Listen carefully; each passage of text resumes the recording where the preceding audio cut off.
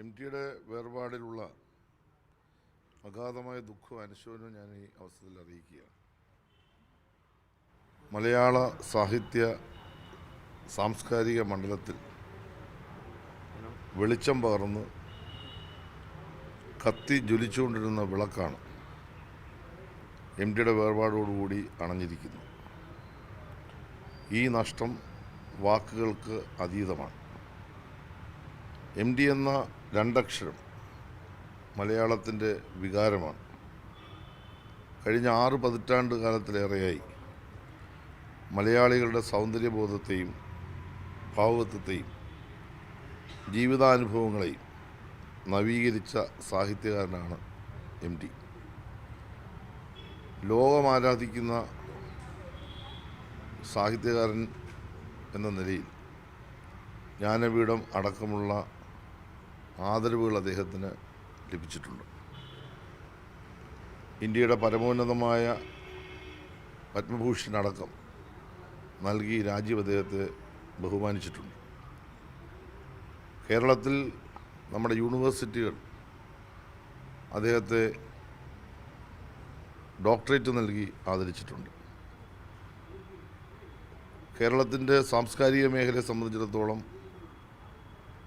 അദ്ദേഹം ഉയർത്തിക്കൊണ്ടുവന്ന സാഹിത്യബോധവും സാംസ്കാരിക പൈതൃകവും അത് കാത്തുസൂക്ഷിക്കേണ്ട ഉത്തരവാദിത്വം ഭാവി തലമുറയ്ക്കുണ്ടെന്നാണ് ഞാൻ വിശ്വസിക്കുന്നത്.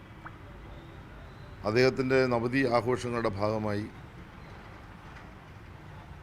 അദ്ദേഹത്തെ ആദരിക്കുന്ന വലിയൊരു ചടങ്ങ് സാംസ്കാരിക വകുപ്പിൻ്റെ നേതൃത്വത്തിൽ നമ്മൾ തുഞ്ചൻപറമ്പിൽ സംഘടിപ്പിച്ചിരുന്നു. കേരളത്തിൻ്റെ പ്രിയപ്പെട്ട മുഖ്യമന്ത്രി ശ്രീ പിണറായി വിജയനാണ് അത് ഉദ്ഘാടനം ചെയ്തത്. മലയാളത്തിൻ്റെ പ്രിയപ്പെട്ട നടൻ ശ്രീ മമ്മൂട്ടി മുഖ്യാതിഥി പങ്കെടുക്കുകയും ചെയ്തു.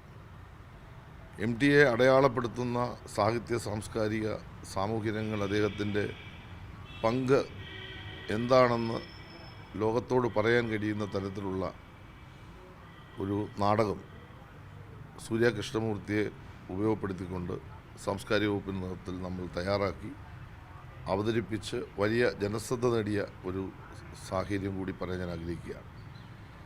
അദ്ദേഹത്തിന് രോഗവിവരം അറിയുന്നതിന് വേണ്ടിയും കാര്യങ്ങൾ തിരക്കുന്നതിന് വേണ്ടിയും വകുപ്പിൻ്റെയും ഗവൺമെൻറ്റിൻ്റെ ഭാഗത്ത് എല്ലാ സന്ദർഭത്തിലും ഇടപെടലുണ്ടായിട്ടുണ്ട്.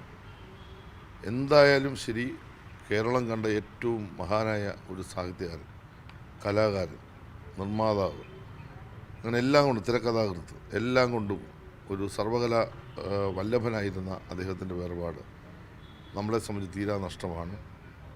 ആ നഷ്ടം നികത്താൻ നമുക്ക് ഒരുപാട് പരിമിതികളുണ്ട്.